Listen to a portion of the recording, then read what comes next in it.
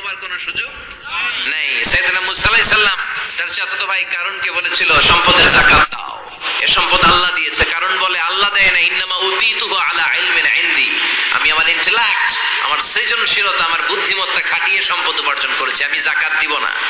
মুসা আলাইহিস সালাম বললেন তাহলে আযাবের অপেক্ষা করো। কারণ বলল পারলে আযাব নিয়ে আস।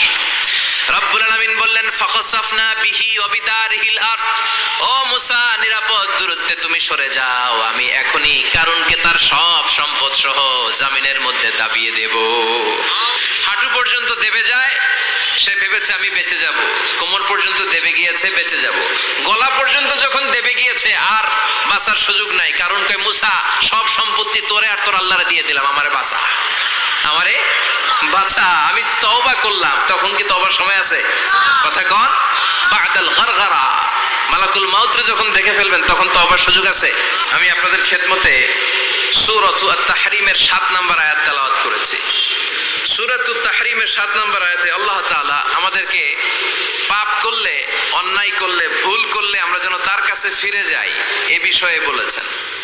তো এই আয়াতের আলোকে আমরা আজকে 4টা বিষয় নিয়ে কথা শুনবো। কয়টা? আমরা তাওবা নিয়ে কথা শুনবো, আমরা ইস্তিগফার নিয়ে কথা শুনবো, আমরা আয-যিকির নিয়ে কথা শুনবো, আর সবশেষে আমরা দোয়া নিয়ে কথা শুনবো ইনশাআল্লাহ। পড়েন। রব্বুল আলামিন বলেন,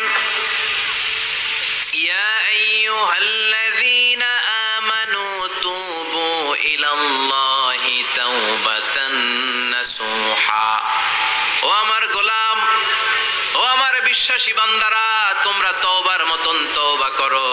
তওবার মতো তওবা করলে জীবনের সব গুনাহ মাফ করে দিতে পারে কে?